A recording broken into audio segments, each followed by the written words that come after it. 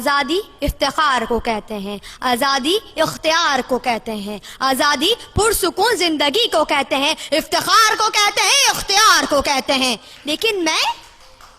میں یہ سمجھتی ہوں آزادی احساس کو کہتے ہیں جناب والا، آزادی احساس کو کہتے ہیں۔ جس قوم کا ضمیر و احساس زندہ ہوتا ہے وہ قوم آزاد رہنا اور آزاد مرنا چاہتی ہے، اور جس قوم کا احساس مر جائے وہ وقت سے پہلے مر جاتی ہے جناب والا، وہ وقت سے پہلے مر جاتی ہے۔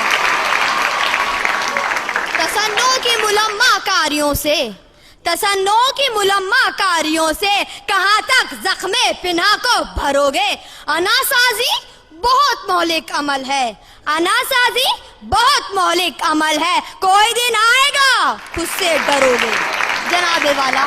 ذرا ظلم تو دیکھیے، جس معاشرے میں ملک کی حفاظت کی ذمہ داری عوام کو دینے والی بے نظیر اور بے مثال قیادت کو خاموش کر دیا جائے، جہاں انصاف کے اعتزاز اور عدل کے افتخار کو لب کشائی کے جرم میں سڑکوں پہ گھسیٹا جائے، جہاں آزادی سے اپنے سسر کے ساتھ گھر سے نکلنے والی لڑکی کو سرے عام کوڑے مارے جائیں، جہاں وطن عزیز کو ایٹمی قوت سے راستہ کرنے والی جلیل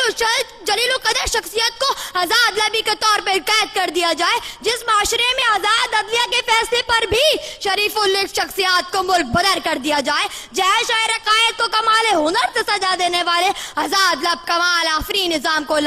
سپیٹ دیا جائے۔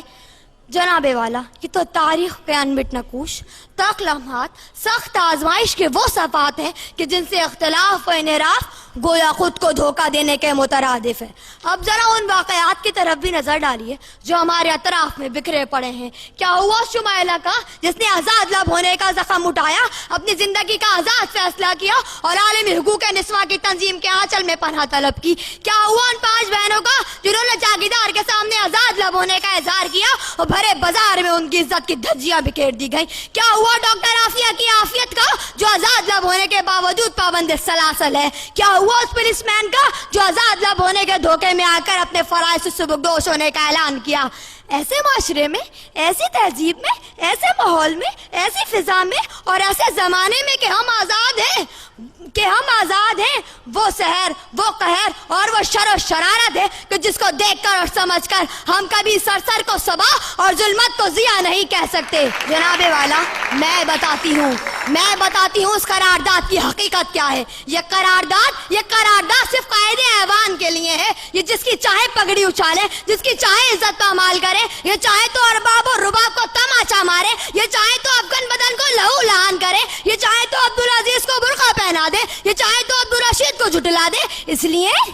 اس لیے کہ ان کی دانش میں، ان کے رائے میں، ان کے حصار میں، ان کے دائرے میں، ان کے راستے میں اور ان کے لوگوں میں ایک دوسرے سے یہی کہتے ہیں کہ ہم آزاد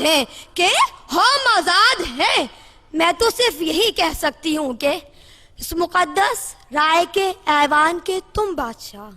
اس مقدس رائے کے ایوان کے تم بادشاہ، جو چاہے بولو کہ آخر تم تو سب آزاد ہو، جو چاہے بولو کہ آخر تم تو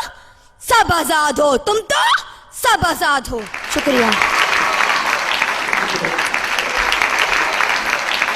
یہ تھی